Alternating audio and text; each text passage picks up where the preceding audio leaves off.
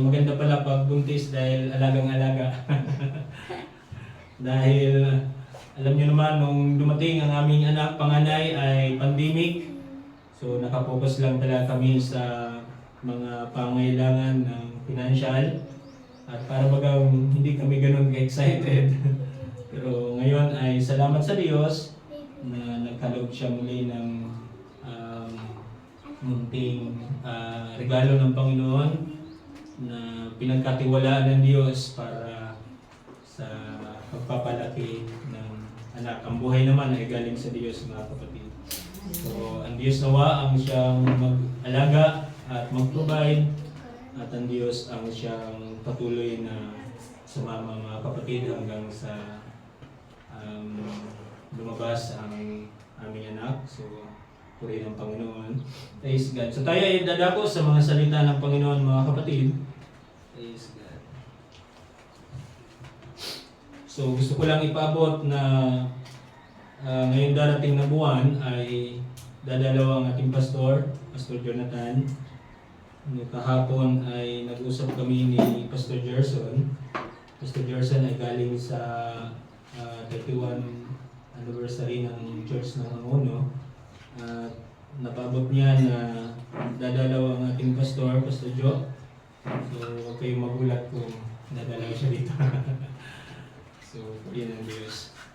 Okay, so gusto ko lang ipabot, mga kapatid. Okay.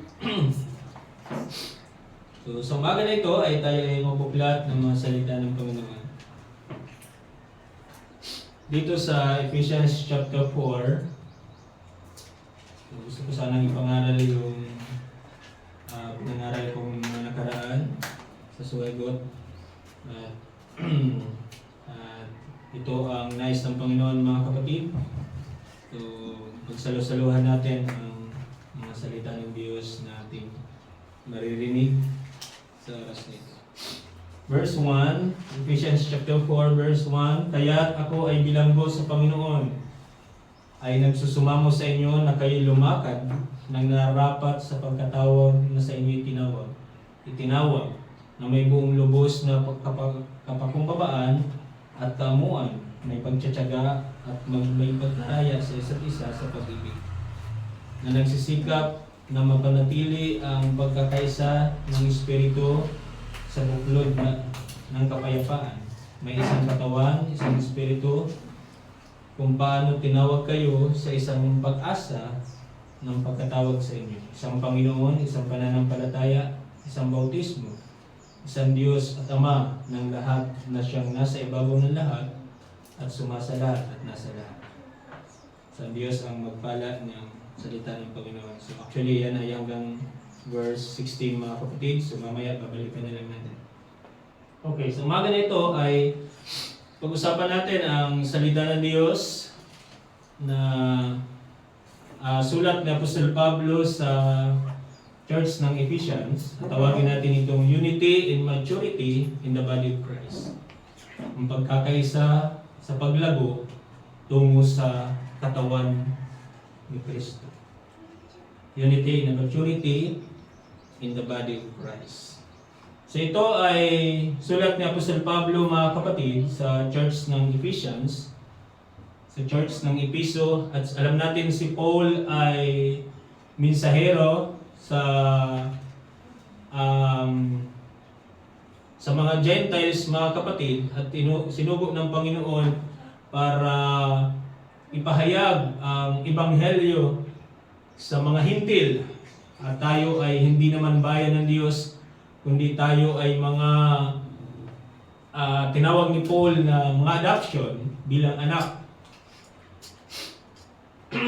At nagsulat siya, mga kapatid, sa Church ng Ephesians. Ang Church ng Ephesians ay dinadalaw yan sa panahon ni Pablo.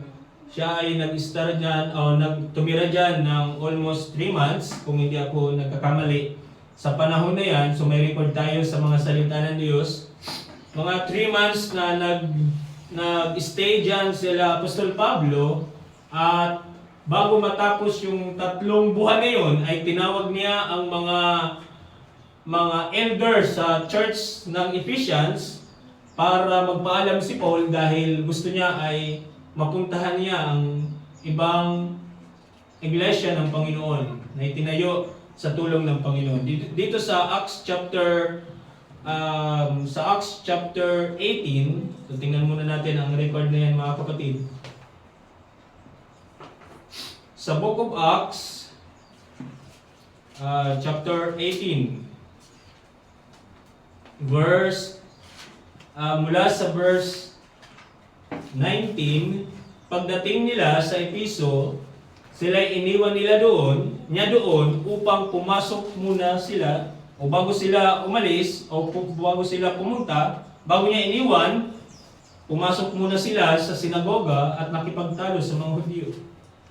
Nang sila'y pinakiusapan nila na tumigil paroon na mas mahabang panahon, ay hindi na siya pumayag. So yan ay almost 3 months mga kapatid na sila Apostol Pablo ay dumaan sa lugar na yan, sa church na yan. No?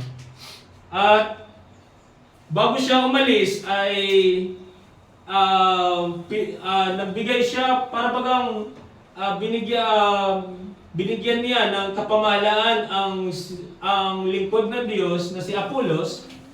Para bagang pinurward niya muna, bago siya pumunta sa ibang lugar, binigay niya muna ang gawain na yan kila Apollos, Aquila at Priscilla. So sila ang mga naiwan sa lugar na yan para magpatuloy ang mga mananampalataya o para bagang magpatuloy ang gawain ng Panginoon, magpatuloy ang mga mananampalataya sa paglilingkod sa Diyos. At dito sa verse 24 ng chapter 18 ng Book of Acts, makikita natin dito mga kapatid, dumating noon sa Episo ang isang Hudyo na ang pangalan ay Apollos, na tubong Alejandria. Siya ay mahusay magsalita at dalubhasa sa mga kasulatan. So binigay niya ang gawain na ito mga kapatid para bang pinagkatiwala, pinurward niya kay Apollos na para magpatuloy mangaral sa mga mananampalataya. So pinakita dito na siya ay isang Hudyo at siya ay mahusay magsalita para bagang dynamic mangaral dalubhasa sa kasulatan. Ang taong ito ay tinuruan sa daan ng Panginoon at palibhasa'y may maalab na espiritu. Nagsasalita siya at nagtuturo ng wasto tungkol kay Jesus. Bagaman na nalalaman lamang niya ang bautismo ni Juan. So yan yung katayuan ni Apollos mga kapatid. Maalab mangaral, maalab sa espiritu, kung magpupuri siya sa Panginoon, umaawit, nangangaral ng salita ng Diyos. Para bagang dynamic mangaral ang lalaki na ito mga kapatid. At ang kanyang stand ay yung aral ni John the Baptist. Yun yung aral niya. Pagdating sa verse 26, at siya'y nagsimulang magsalita ng buong tapang sa sinagoga. Ngunit nang siya'y marinig ni na Priscilla at Aquila, ay kanilang isinama siya at ipinaliwanag ay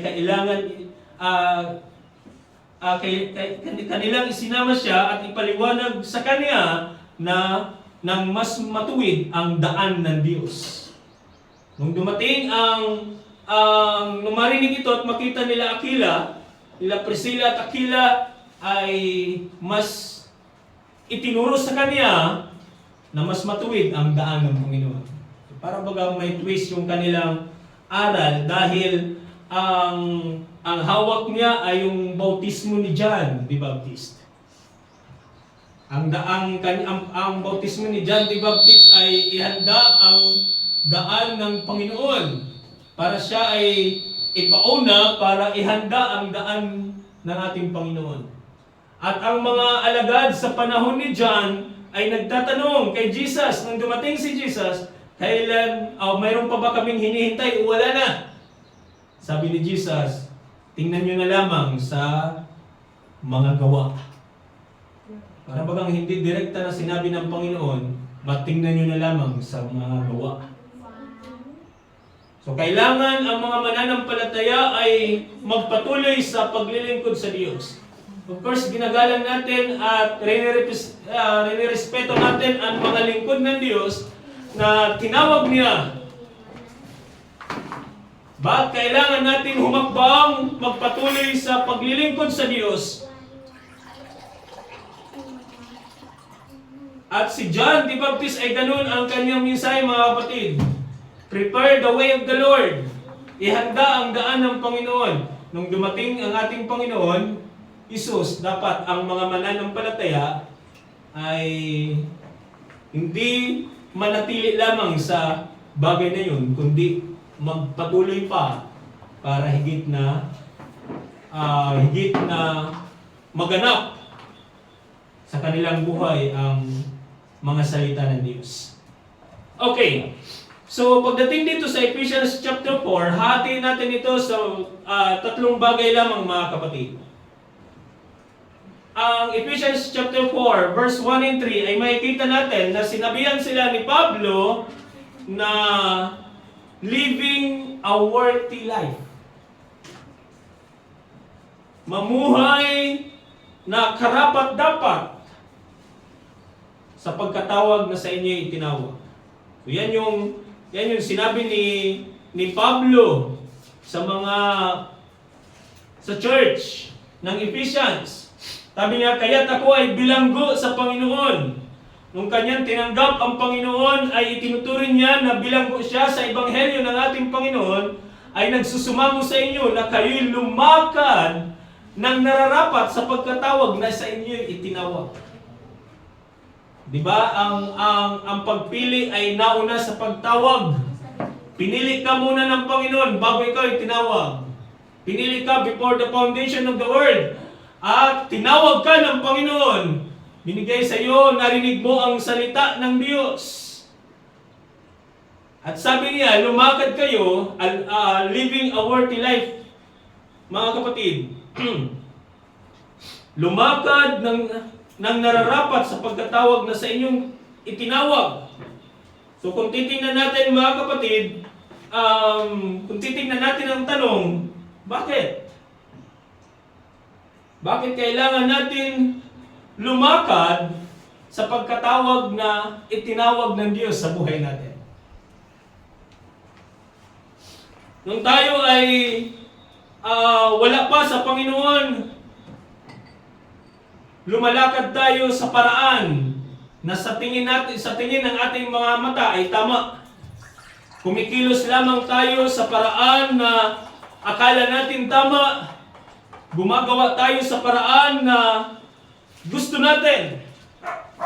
Pero nung nalaman natin na tayo ay pinili ng Panginoon before the foundation of the world, at tinawag niya tayo, dinala niya tayo sa ebanghelyo ng Panginoon, nabautismuhan ka sa pangalan ng Panginoon, lininis ang buhay mo, inayos ang buhay mo. So nararapat lang naman na tayo ay lumakad, mamuhay na nararapat sa harapan ng Diyos. Living a worthy life. At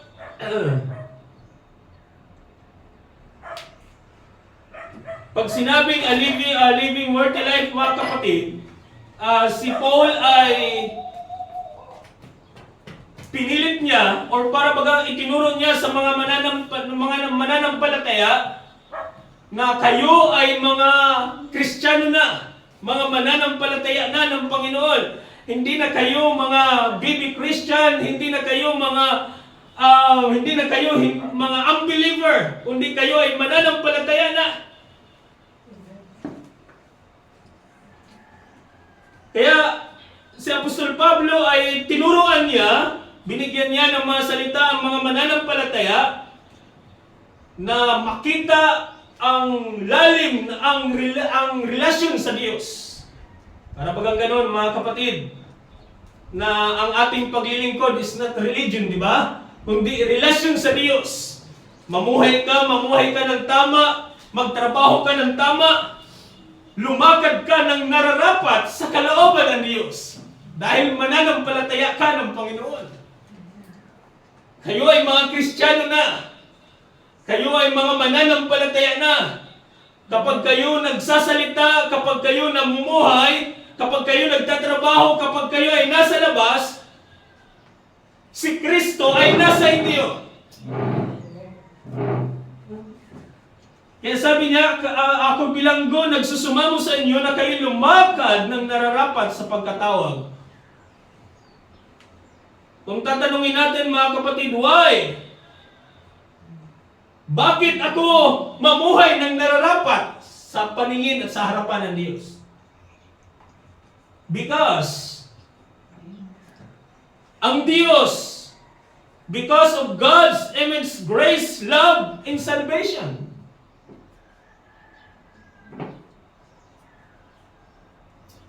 It is not about earning God's love, but acting in a way that reflects His glory. Para higit na makita ang kaluwalhatian ng Diyos sa buhay ninyo.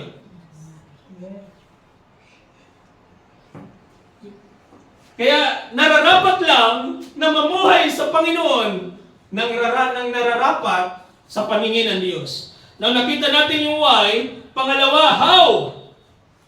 Paano? Paano tayo mamuhay ng nararapat sa paningin ng Diyos? Sa verse 2 ay makikita natin, sabi dito, na may lubos na kapakumbabaan at kaamuan, may pagtsatsaga at na nagpaparaya sa isa't isa sa pag-ibig. So ano dapat makikita natin mga kapatid? How? Una ay true specific attitude. Humility.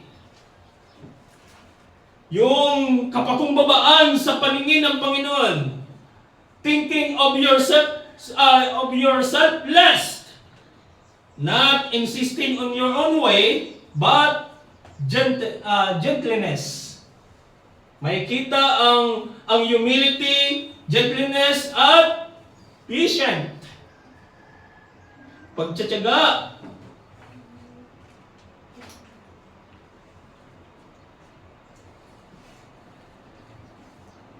So makikita natin yung why and how mga kapatid. Okay, so bago yan, tingnan natin ang mga salita ng Diyos. Tingnan nyo, Colossus chapter, dagdagan natin ang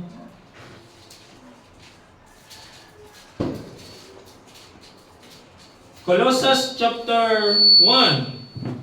Okay. Colossus chapter 1 verse 10.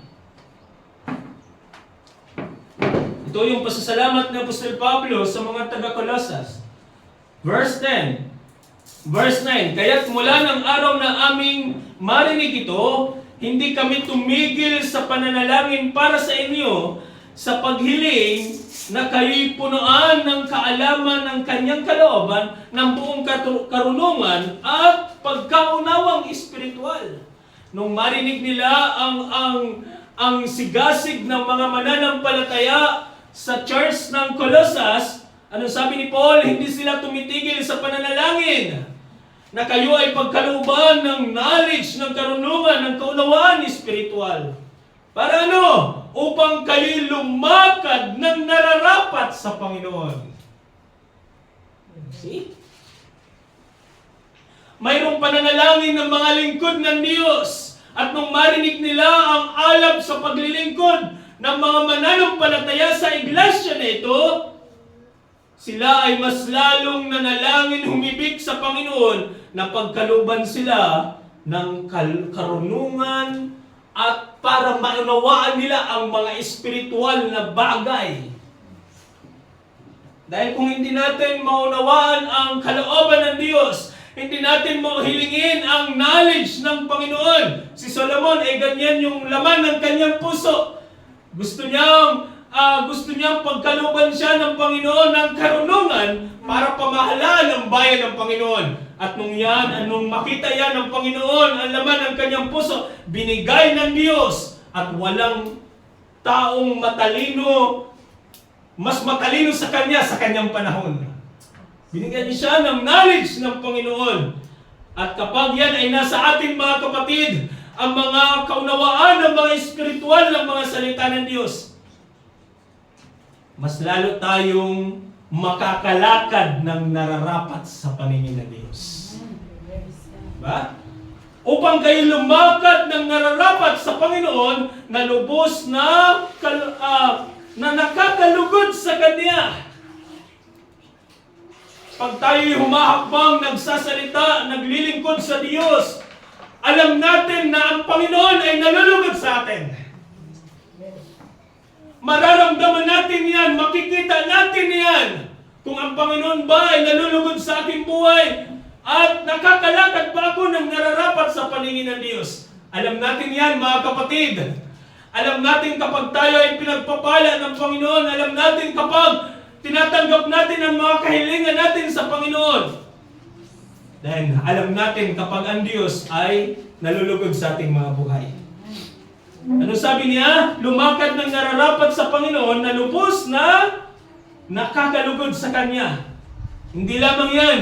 Hindi lamang lumakad na nararapat sa Panginoon at nakakalugod sa Kanya, but namumunga sa bawat gawang mabuti.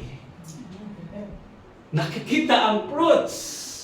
Nakikita ang bunga sa gawang mabuti at hindi lamang nakikita ang bunga, kundi lumalago sa pagkakilala sa Diyos. Oh, gaano kaganda ito mga kapatid. Yan ang resulta ng lumalakad ng nararapat sa Diyos. Meron pala itong bunga.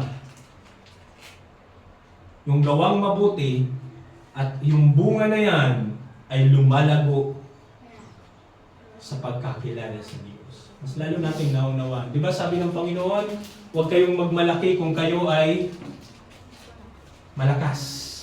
Huwag kayong magmalaki kung kayo ay makapangyarihan, malakas. Kundi magmalaki kayo kung nakikilala niyo ako na Panginoon na gumagawa ng katuwiran. Diyan tayo magmamalaki mga kapatid. Kapag higit natin na nakikilala ang Diyos. Hallelujah. Now sa Colossus chapter 2, verse 6. Dagdagan natin mga kapatid. Kaya kung paano tinanggap ninyo si Kristo Jesus na Panginoon, lumakad kayong gayon sa Kanya. Kung kayo ay tinanggap ninyo si Kristo bilang sariling tagapagligtas, lumakad kayong gayon sa Kanya. Lumakad kayo. Tingnan ninyo kung paano ang Panginoon lumakad sa ibabaw ng lupa mga kapatid. Tingnan niyo kung paano siya naging mapagpakumbaba. Even ang kanyang bibig ay hindi niya ibinuka mga kapatid. Hanggang kamatayan, magawa lang ang kalooban ng Diyos. So hindi, ang pagsunod sa Panginoon ay hindi para, ang paglilingkod sa Diyos ay hindi para masunod yung ating gusto. Actually, sabi ng Biblia, ang followers ng Panginoon ay deny yourself. Tanggihan ninyo ang inyong sarili. Pasinin ninyo na ang aking cross at sumunod kayo sa akin. So, tingnan niyo yan mga kapatid. At kapag dininay natin ang ating sarili, magagawa natin ang kalooban ng Diyos. Makakalakad tayo ng nararapat sa paningin ng Panginoon. Praise God. So, isa pa mga kapatid, actually apat yan. So dito sa Thessalonica,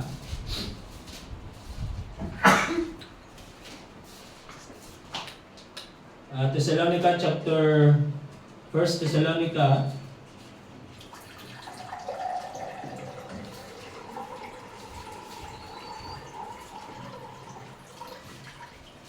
Thessalonica chapter 2 verse 12 na kayo'y pinangaralan at pinalakas ang loob ninyo. Yan yung sinabi ni Apostol Pablo mga kapatid sa mga pangangaral niya sa Thessalonica. Kayo'y pinangaralan at pinalakas ang loob ninyo at nagpatotoo upang kayo'y lumakad ng nararapat sa Diyos na siya'y tumawag sa inyo sa kanyang sariling kaharian at kaluwalhatian. Lumakad ng nararapat sa Diyos na tumawag sa inyo sa kanyang sarili, sa kaharian at kaluwalhatian. So So, Filipos chapter 1. Ano ito mga kapatid? Filipos chapter 1, verse 27. Nung sabi niya, ang inyong lamang pamumuhay ay maging karapat-dapat sa Ebanghelyo ni Kristo.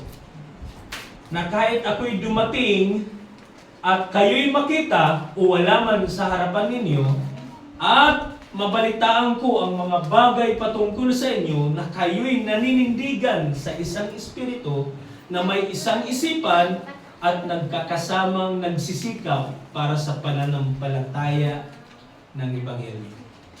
Kahit wala si Pablo, kahit wala ang mga manggagawa ng Diyos, kahit walang tumitingin sa inyo, tayo ay namumuhay, naging karapat-dapat sa Ebanghelyo. Ibig sabihin, hindi kayo maglilingkod sa Diyos sa tao, kundi alam ninyo sa inyong sarili na kayo ay tinawag, kayo ay pinili ng Panginoon, at tinawag sa Ebanghelyo ng Panginoon. Kung ano inyong narinig, nababasa, yun ang inyong ipapamuhay, mga kapatid. So nakita natin yung living a worthy life, mga kapatid. So nasagot natin yung how, why, how. Okay, ang pangalawa ay the foundation of the unity. Ang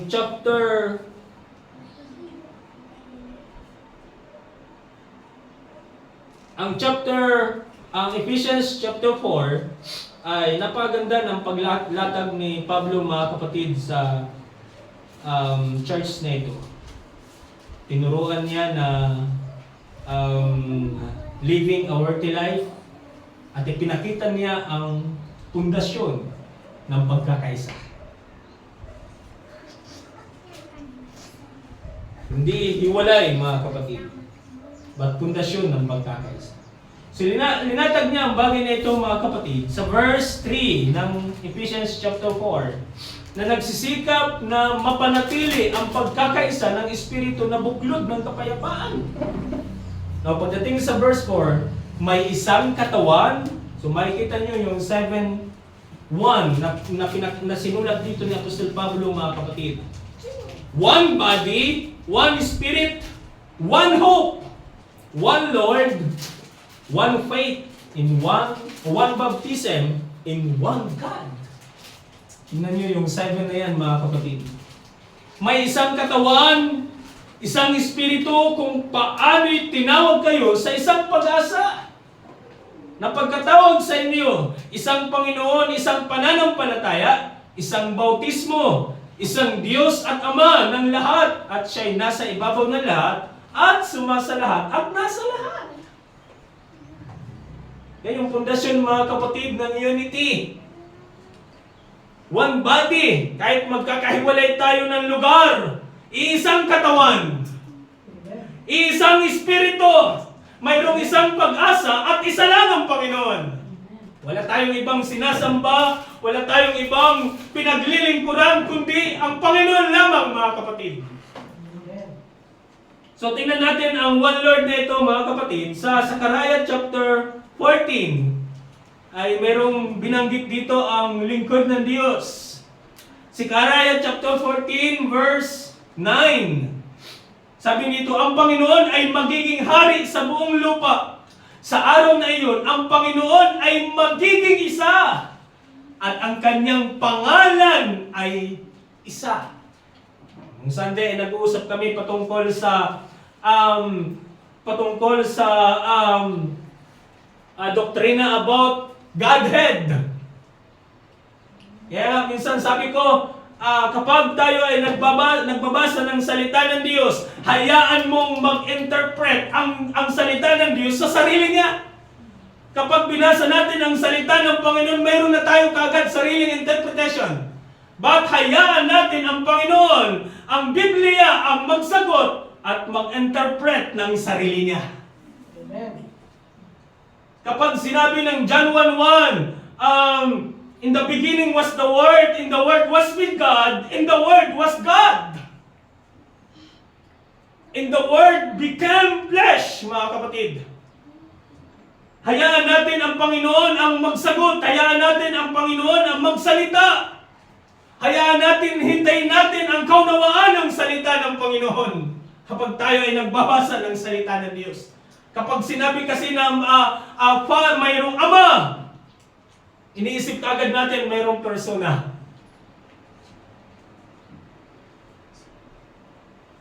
Tingnan yan mga kapatid. Nang pasimula ay ang salita.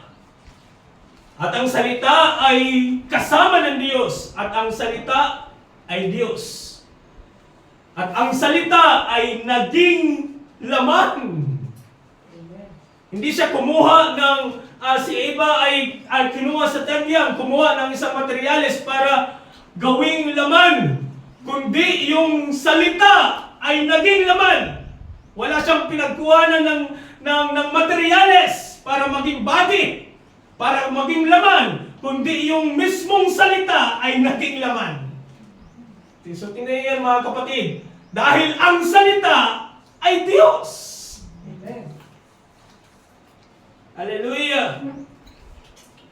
Yan ang ating Panginoon, mga kapatid. Sabi ni Sikaraya, ang Panginoon ay magiging hari sa buong lupa. Ang lahat ng, sabi niya, ang araw sa araw na iyon ay magiging isa. At ang kanyang pangalan ay isa. Oh, mga kapatid. O kapag tayo ay tama ang ating pundasyon, ang unity ay susunod. One body, one spirit, one hope, one Lord.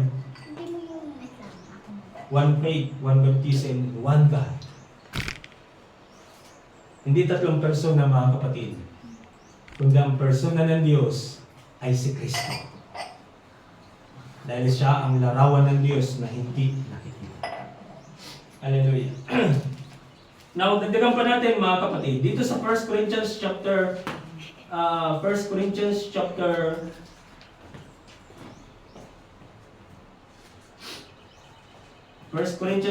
8. 1 Corinthians chapter 8 verse 6. Ngunit sa ganang akin ay may isang Diyos. Nahiya si Pablo.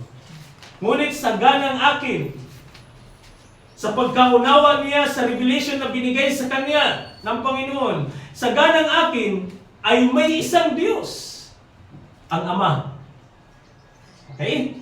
Sa ganang akin may isang Diyos, ang Ama, na sa Kanya nagmula ang lahat ng mga bagay. Dahil kung wala yung Word, ay hindi makikreate ang lahat ng mga bagay. At yan ay totoo mga kapatid. Ang Word at ang Diyos ay iisa lamang. Kaya sabi niya, sa ganang akin ay may isang Diyos, ang Ama, na sa Kanya nagmula ang lahat ng mga bagay. At tayo'y para sa Kanya, na may isang Panginoon. Sino? Si Jose Cristo. Ang ating Panginoon. Na sa pamamagitan niya ang lahat ng mga bagay.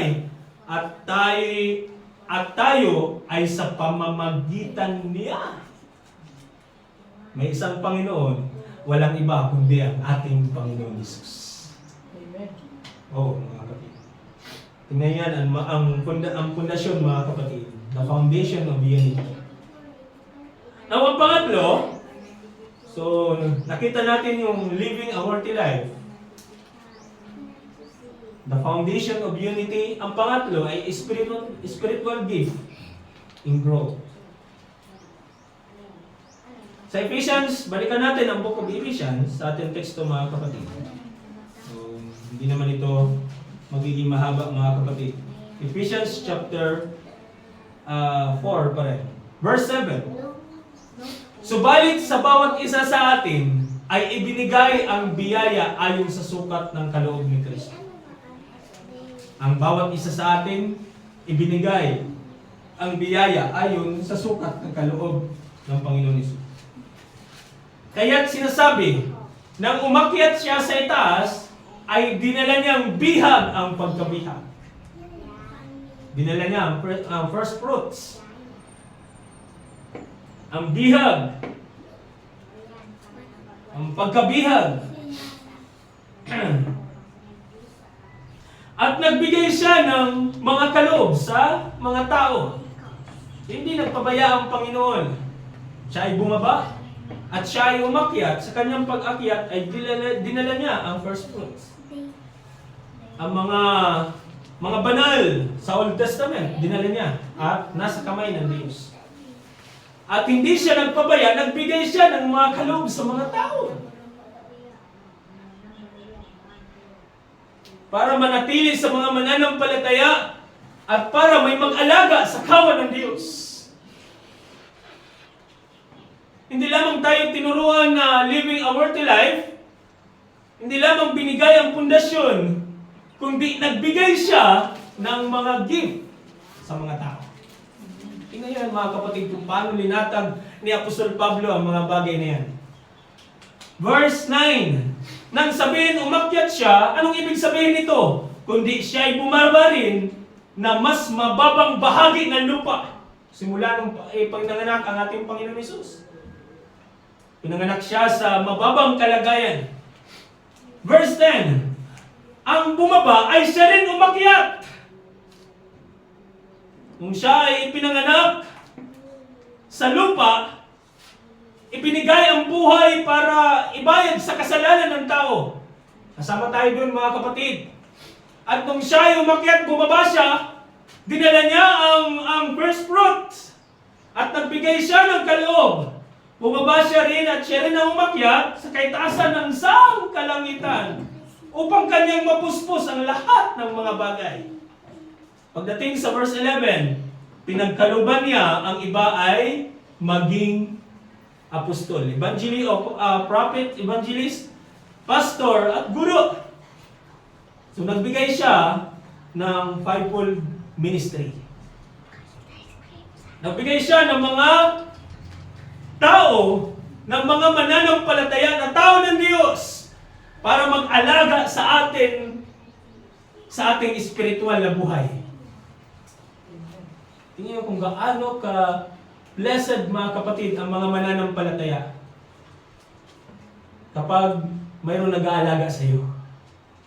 Hindi lamang nagpapaalala sa iyo, kundi nagbibigay ng mga salita para mapanatili tayo na lumakad ng nararapat sa kalooban ng Diyos. Dahil kung wala na magsasabi sa atin, wala na magpapaalala sa atin, wala na magtuturo sa atin ng kanyang mga salita, kahit gaano ka kalakas, kapag wala kang naririnig at hindi pinapakain ang iyong spiritual na buhay, manghihina tayo. Pero kapag parati kang nakikinig ng salita ng Diyos, nagbabasa ng salita ng Panginoon, may manggagawa na nagtuturo sa atin ng salita ng Diyos, napapanatili tayong matibay. Diba? Ang isang puno, kapag mayroon nag-aalaga, mayroon nagbubungkal, mas lalo itong lumalago hanggang sa ito ay mamunga. Huwag natin sabihin na hindi natin kailangan ng mga manggagawa ng Diyos. Kailangan natin sila. Kailangan natin na may magturo ng salita ng Diyos. Kailangan natin manatili sa salita ng Diyos at manatili sa leadership na linagay ng Diyos sa ating mga buhay. Now, anong binigay niya? The fivefold ministry. Ang 5 opisina na pinagkaloob ng Diyos. Ito ay regalo mga kapatid. Spiritual gift. Para ano? Now, anong trabaho nila? To equip. Ihanda ang mga banal sa gawaing paglilingkod. Para tayo ay equip mga kapatid. Ihanda ang purpose, of course, ang purpose ng leader ay equip ang God's people, ang mga tao ng Diyos.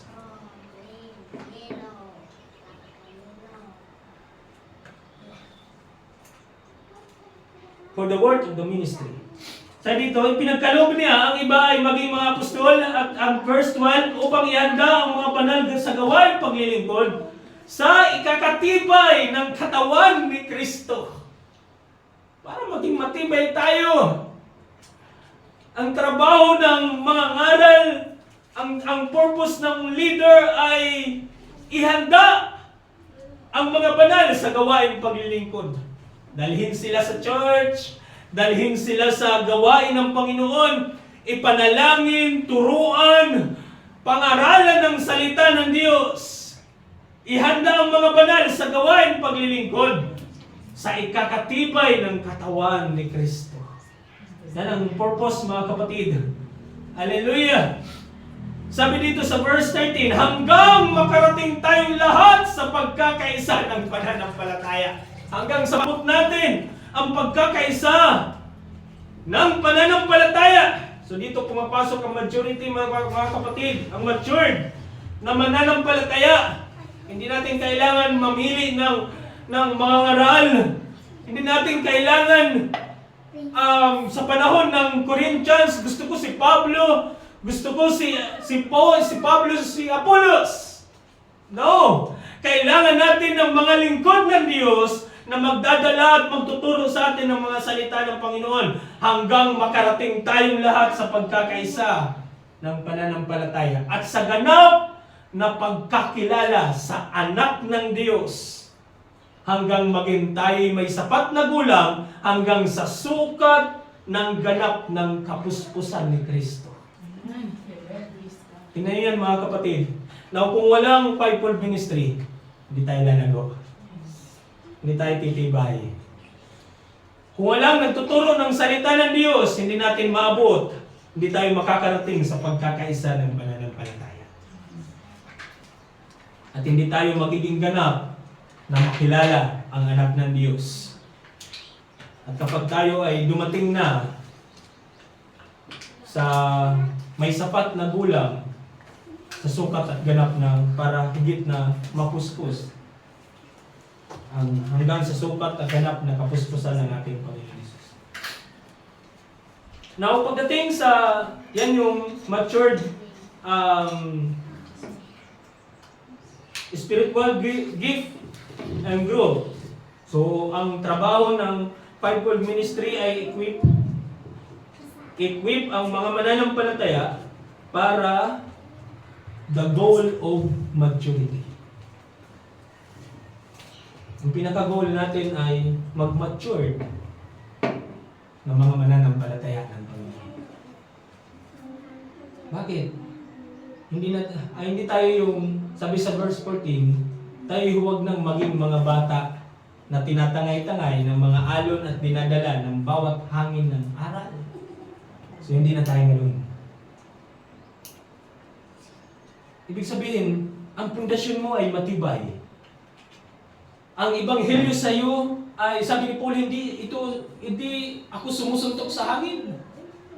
Totoo ang aking sinasampalatayanan. Pag ikaw ay mature, pag ikaw ay malago sa salita ng Diyos, pag ikaw ay naalagaan ng mga manggagawa ng Panginoon at tumibay ka, naihanda ka sa gawain ng Panginoon, natibay ka sa katawan ng Panginoon, narating natin ang pagkakaisa sa pananampalataya, ganap ng pagkakilala sa anak ng Diyos,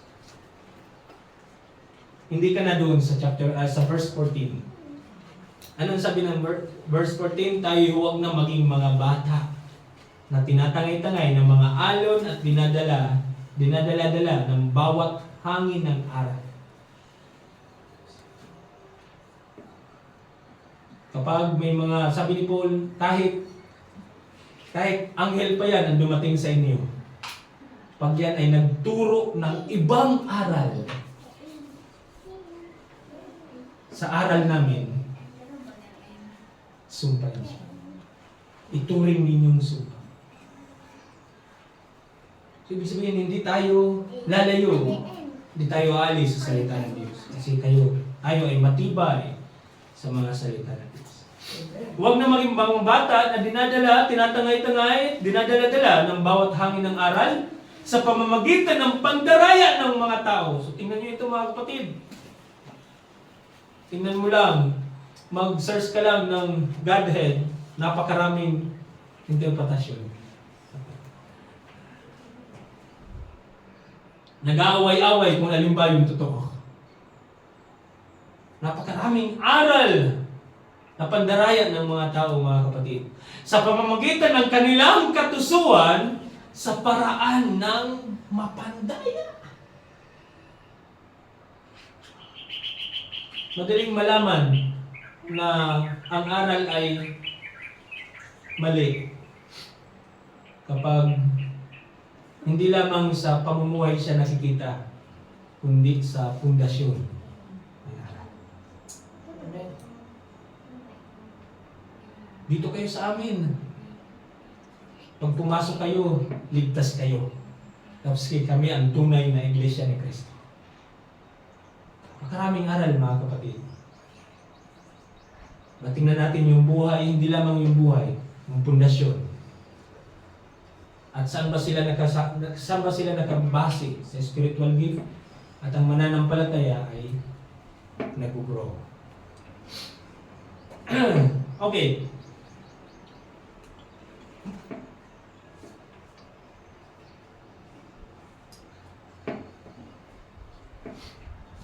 Pagdating sa Hebreo chapter 5, saan pa natin mga kapatid? Tingnan nyo ang actually ito ay para bagang ang tinawag ito ni Pablo na para bagang itinuwid ang mga mananampalataya. Pagdating sa Hebreo chapter 5 verse 12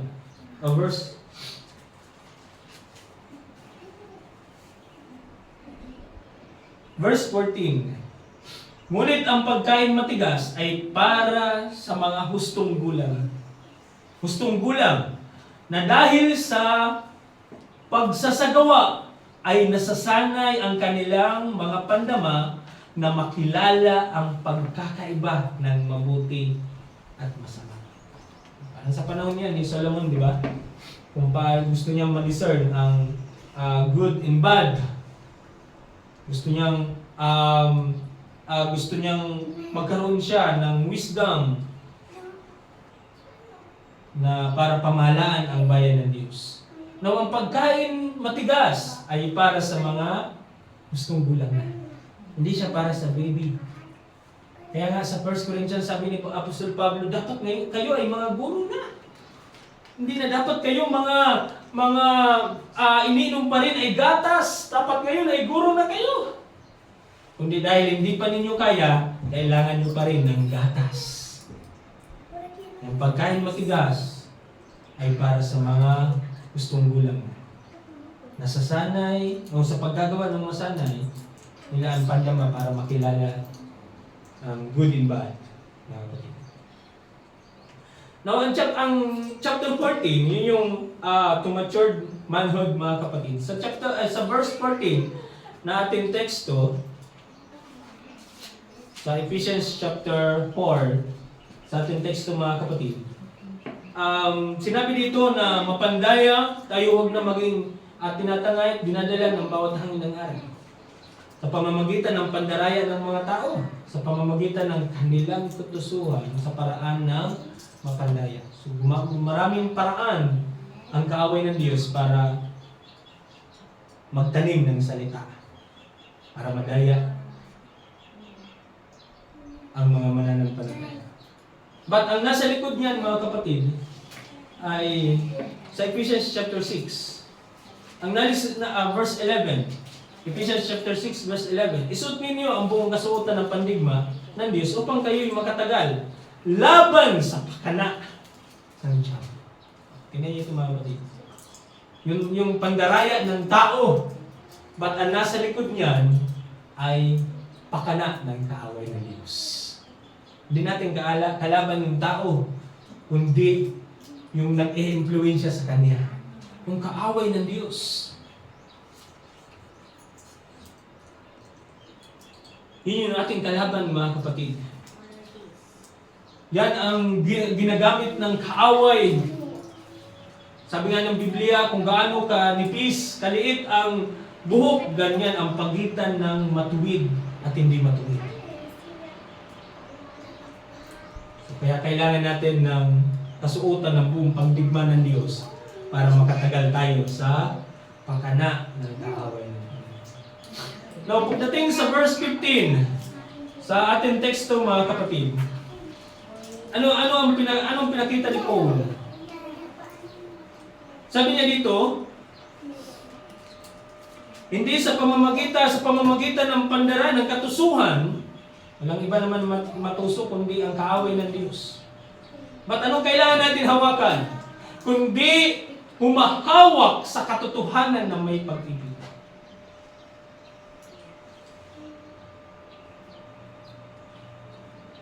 Speaking the true love. Hawakan ang katotohanan na mayroong pag-ibig. Lumalagong tayong lahat sa Kanya na siyang ulo sa makatuwid ay ang ating Panginoon Hesus. So tingnan niyo ang mga verse na ito mga kapatid. Sa verse John chapter 3. Sa unang John chapter 3 verse 18. Mga munting anak, huwag tayong umibig sa salita, ni sa dila, kundi sa gawa at sa katotohanan. Hindi daw tayo umibig sa salita, hindi tayo umibig sa dila. Ano bagang maganda yung kanilang palok, maganda pa sa amin. Sa amin, kapag pasukan, libre ang gamit. May mga church sa mga ganyan mga kapatid. But okay lang din. But, tingnan natin yung kanilang pundasyon ng aral. Dahil hindi tayo naglilingkod sa money. Hindi tayo naglilingkod dahil masagana lang. Kahit anong kalagayan natin, maglilingkod tayo sa Diyos. Dahil ang Panginoon ang tumawag sa atin mga kapatid. Now, huwag daw sa salita. Hindi sa salita. Hindi sa dila, kundi sa gawa at katotohanan. Ephesians chapter 4. Tignan natin mga kapatid. Ephesians chapter 4 verse 25. Kaya't pagkatapos itakwil ang kasinungalingan, ang bawat isa ay magsasalita ng katotohanan sa kanyang kapwa. Magsasalita siya ng true. Magsasalita siya ng katotohanan sa kanyang kapwa sapagkat tayo may bahagi sa isa't isa. Speaking the true love, makikita natin mga kapatid. At sa Ephesians chapter 2 verse 21, sa kanya ang buong gusali na nakalapat na mabuti at lumalago tungo sa pagiging isang banal na templo ng Panginoon. So makikita natin yung grow up in every way. Yung sa Ephesians chapter 4 verse 15, mahawak sa katotohanan na may pag-ibig, lumalagong tayong lahat sa Kanya. Dahil tayo ang buong gusali na nakalapat na mabuti at lumalaki tungo sa pagiging isang banal na templo ng ating Panginoon Jesus. Ephesians chapter 4 verse 16, na sa Kanya ang buong katawan ay nakalapat na mabuti na nagkakaisa sa pamamagitan ng bawat litid ayon sa paggawa ng sukat ng bawat bahagi ay nagpapalaki sa katawan tungo sa ikakatibay ng sarili sa pag-ibig. Tingnan nyo, lumalago mga kapatid. Hindi lamang by speak, hindi lamang sa salita, hindi sa pag-ibig, at nag-grow siya. Nakikita niyo yan mga kapatid. Lumalago siya sa salita ng Diyos. Yung dati, yung ating mga salita ay hindi kalooban ng Diyos, hindi gusto ng Panginoon, pero ngayon, hindi mo na nababanggit yung mga dati mong salita.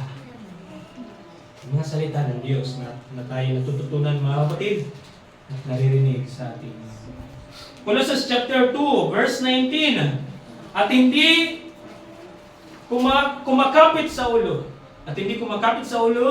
na sa kanyang buong katawan na tinutustusan at pinagsasanib sa pamamagitan ng kasukasuan at mga litid na lumalago ng paglagong mula sa Diyos. Ang paglago lang naman ay hindi galing sa atin, galing sa Diyos. natututunan ng mga salita ng Panginoon. Thank you, Lord. Salamat, Panginoon. Dahil alam ko na hindi ito sa iyo. Tingnan niyo si Peter. Nung nangaral si Jesus, nag-alis ang mga tao. Kainin niyo ang aking laman, inimin niyo ang aking dugo. Yung libo-libong nakakita ng mga miracle ng Panginoon, nakakain ng ilang pirasong isda, tinapay, nakakain yung 5,000. Yung nangaral na si Jesus, kainin niyo aking laman, inimin niyo aking dugo. Ang tao ay nagsipag-alisa na. Hindi yan aral. Kapag hindi nila maunawa, hindi nila maintindihan yung aral ng Panginoon. Pero si Peter, kakaiba mga kapatid. Sabi ni Jesus, aalis din ba kayo? Pinapili sila. Ano sabi ni Peter? Saan pa kami, Panginoon, pupunta? Yung napagod ng sagot, mga kapatid. Saan pa kami pupunta? Nasa iyo ang buhay. Ikaw ang Diyos na buhay. Nasa iyo ang buhay. Sabi ni Jesus, hindi ikaw ang nagsasalita niyan. Hindi galing sa iyo ang salita na yan. Kundi ang aking Ama ang nagbigay sa iyo ng salita. Kapahayagan ng salita ng Diyos. Ang karunungan lamang ay galing sa Panginoon, mga kapatid. Pag tayo ay namuhay na worthy, na rapat sa harapan ng Diyos, at ang pundasyon ay maganda, at ang spiritual gift at lumalago, napakaginang ng paglatag ni Apostol Pablo, mga kapatid. And I pray na makatulong ito sa atin, mga kapatid, sa umaga na ito. Ating palapagan ang Panginoon. Hallelujah! Tayo magsitayo at tayo ay magpasalamat sa mga salita ng Diyos. Hallelujah!